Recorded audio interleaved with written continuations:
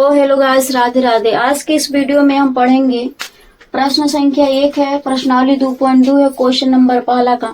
पिछले वीडियो में मैंने पहला, दूसरा, तीसरा बना दिया है, किसी कारण बस चौथे, पांचवे, छठवे को मैं नहीं बना पाई।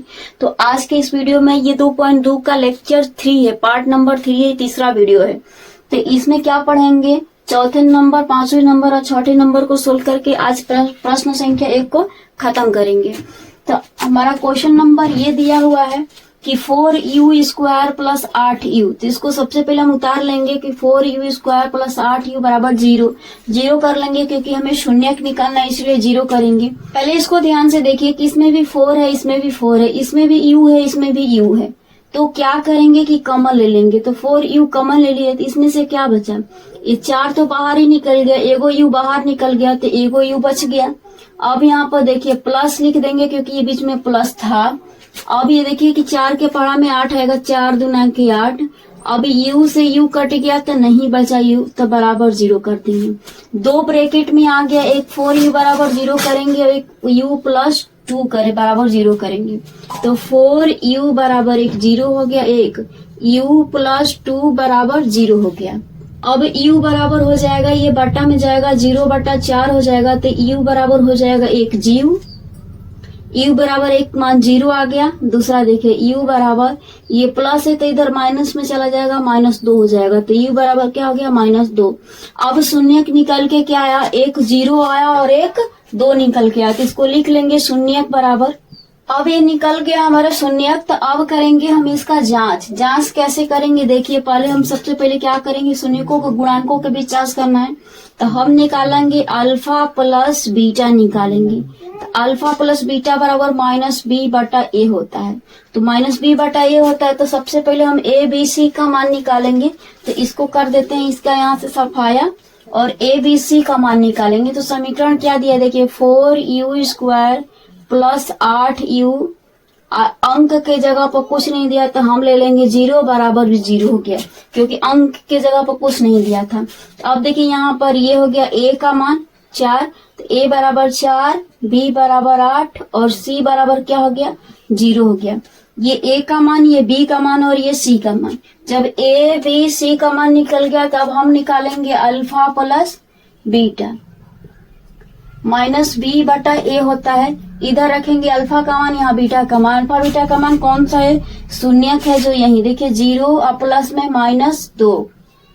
माइनस b का मान कितना है, यहाँ पर 8 है, रख लेंगे 8। b का मान देखिए यहाँ पर निकला हुआ है, b का मान 8 निकला हुआ है, इसी में से निकाले a b c का मान। तो 8 यहाँ पर रख देंगे, a का मान क्या है, 4 है, तो यहाँ पर रख देंगे 4। अब इसको कटा देंगे, तो 4 दूना के 8, ये 0 में -2 जोड़ेंगे तो -2 बराबर -2। ये अब हमारा ये सिद्ध होके आ गया, क्या, जांच हो गया। अब हम जांच करेंगे, अल्फा इंटू बीटा बराबर c/a होता है, क्योंकि अल्फा प्लस बीटा बराबर तो जांच कर लिया हम लोग ने। अब क्या करेंगे, अल्फा इंटू बीटा का जांच करेंगे। तो अल्फा बराबर क्या है, यही शून्यक है, क्या है, यहाँ पर 0 है, तो 0 गुणे बीटा के जगह पर क्या है, -2 बराबर c का वैल्यू क्या है, c का वैल्यू यहाँ पर देखिए है 0 और a का वैल्यू क्या आया हुआ है, ये 4, तो यहाँ पर रख देंगे 4।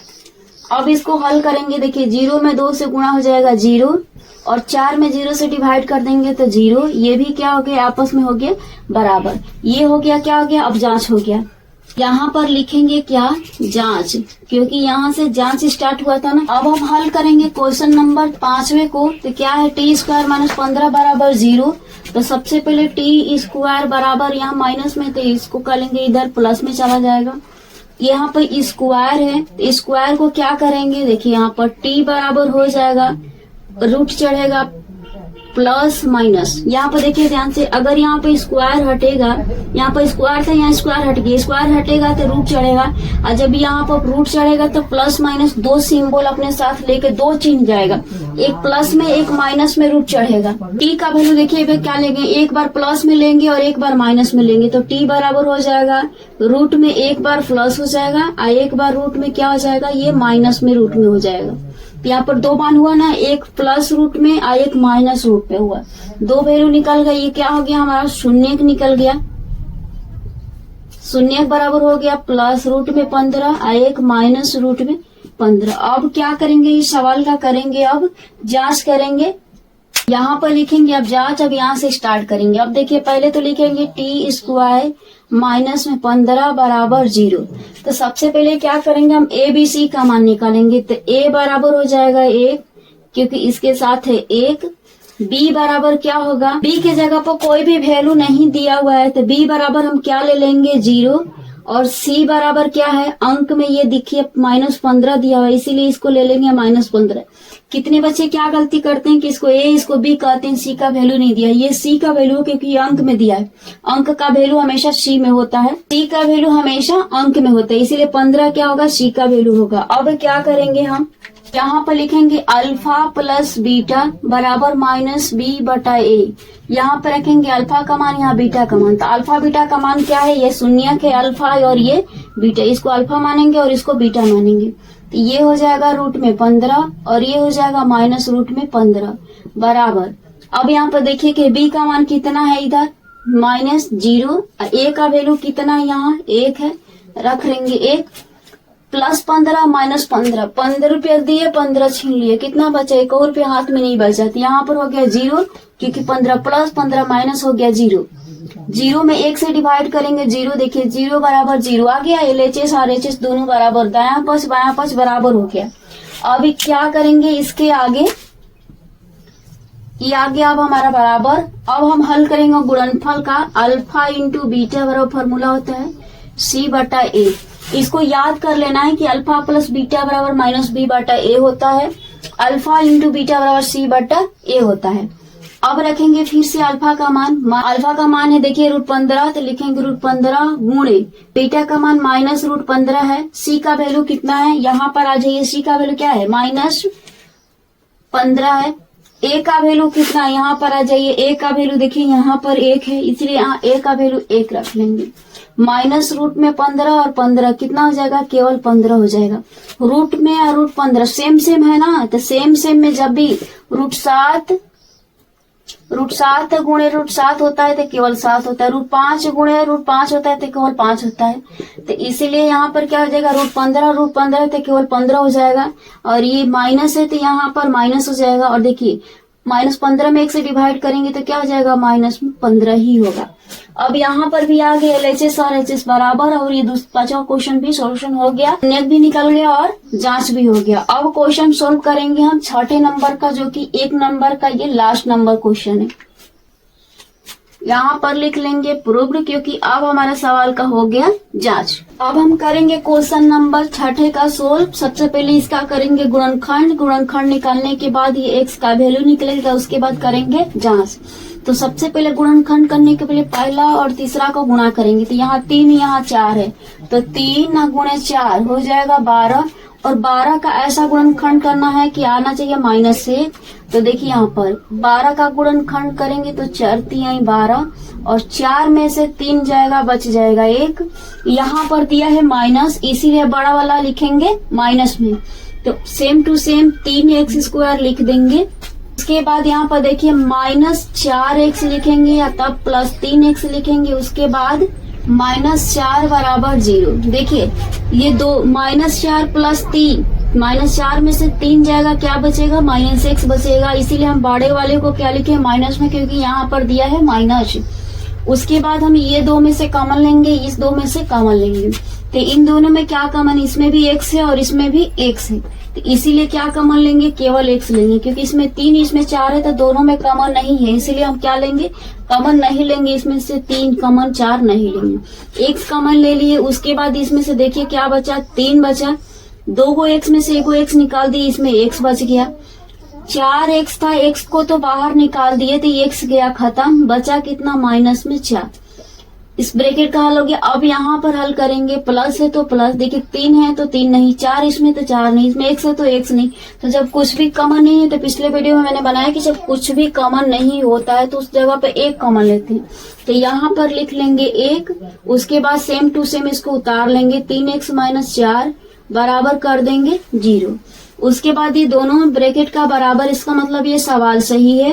तो 3x माइनस 4 एक ब्रैकेट में कर लेंगे और x प्लस 1 एक ब्रैकेट में कर लेंगे, बराबर 0 कर लेंगे। उसके बाद क्या करेंगे, इसको इसके बराबर 0 करेंगे, उसके बाद इसके बराबर 0 करेंगे। तो 3x माइनस 4 बराबर 0 हो जाएगा। इसके बाद x प्लस 1 बराबर हो जाएगा 0। ये प्लस माइनस में है तो इधर जाएगा प्लस में, तो 3x बराबर हो जाएगा ये 4।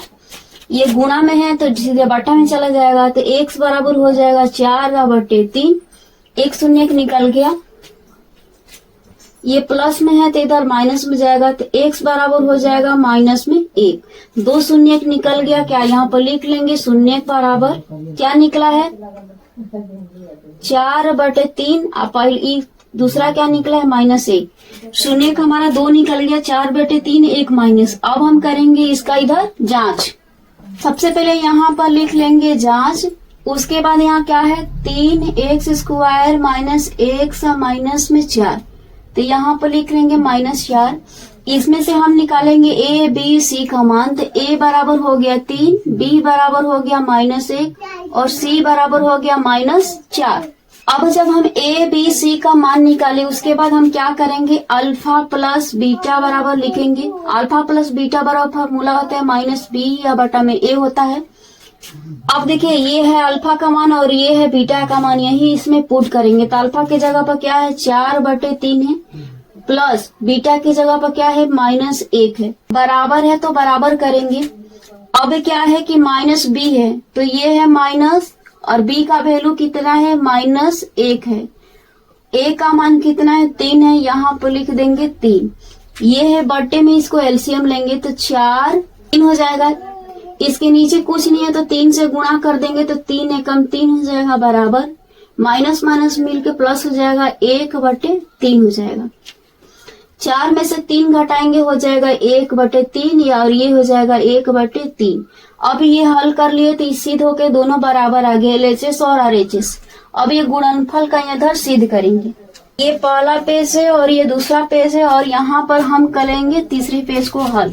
अब क्या निकालेंगे, अल्फा इंटू बीटा बराबर, अल्फा इंटू बीटा फॉर्मूला होता है c/a होता है। यहाँ पर आ जाइए अल्फा का मान, ये है अल्फा और ये बीटा, यहाँ पर लिखेंगे 4/3 गुणे बीटा का मान -1 लिख लेंगे।